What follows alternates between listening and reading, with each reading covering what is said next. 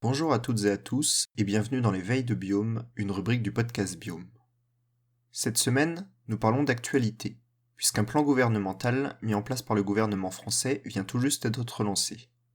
Celui-ci s'appelle Plan d'action pour prévenir l'introduction et la propagation des espèces exotiques envahissantes. Il va courir sur 9 ans, de 2022 à 2030, et il a été publié officiellement le 15 mars dernier. Comme d'habitude, je vous mets avec l'épisode les liens, notamment vers le PDF complet de 72 pages présentant le plan. Ce plan fait partie d'un plan plus général, appelé Biodiversité 2030, qui a pour but de favoriser la biodiversité donc, par différentes actions mises en place jusqu'en 2030 pour le moment. C'est un premier volet d'action présenté, qui comporte ce plan contre les espèces exotiques envahissantes, mais aussi des plans pour la protection des milieux humides, riches en biodiversité et en nette régression ces dernières années, ou encore pour la réhabilitation de décharges littorales. Pour rappel tout d'abord, les espèces exotiques, dites aussi exogènes ou alloctones, sont des espèces qui ne sont pas originaires des régions ou des écosystèmes dans lesquels elles sont.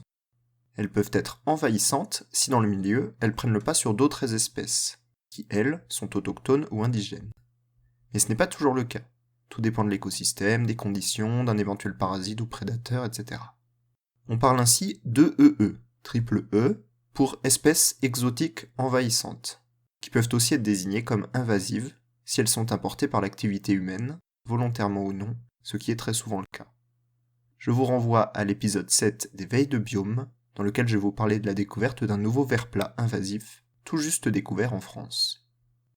On connaît toutes et tous des espèces exotiques envahissantes, comme par exemple en France métropolitaine le ragondin, le frelon asiatique, l'écrevisse de Louisiane, la tortue de Floride, ou encore pour les végétaux, la jussie ou la renouée du Japon. Au total, ce sont pas moins de 1379 espèces végétales et 708 espèces animales qui ont été déterminées exotiques en France, mais pas forcément toutes envahissantes, tout du moins partout.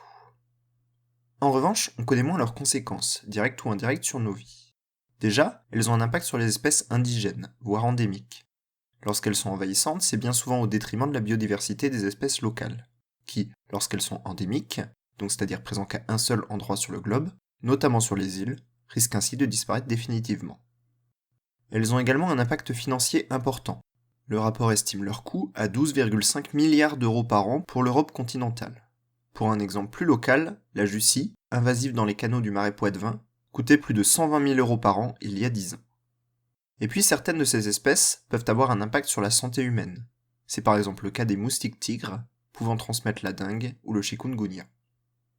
Le rapport pointe des grands axes d'action indispensables, parmi lesquels l'interdiction de transport, d'entrée sur le territoire ou de commerce des espèces les plus préoccupantes, comme l'écrevisse de Louisiane par exemple, qu'il faut tuer lorsqu'elle est capturée, car il est formellement interdit de la transporter vivante, au risque de la voir s'échapper dans un nouveau milieu. Pour les autres espèces à risque, c'est l'interdiction formelle d'introduction dans les milieux naturels qui est préconisée. Les Buddleia, par exemple, souvent très présents dans les jardins, sont non seulement très envahissants dans certaines conditions, on en voit d'ailleurs beaucoup près des lignes de chemin de fer ou au bord de certaines routes de montagne, mais en plus, ces fleurs sont finalement toxiques pour de nombreux papillons qui les butinent. Au final, dans le rapport, c'est 4 priorités d'intervention qui sont présentées. Premièrement, accentuer la communication, la sensibilisation et la formation. En effet, les professionnels, par exemple du paysage, les particuliers dans leur jardin, ou encore les touristes tentés de ramener des pousses d'un voyage, peuvent toutes et tous avoir un rôle dans cette lutte.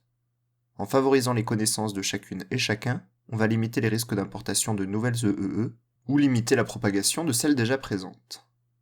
Deuxièmement, élaborer des guides d'information pratiques. Ce point rejoint pour moi un peu le précédent, permettant les connaissances et la communication, si ce n'est qu'il évoquait la possibilité d'établir des chartes et engagements pour les professionnels.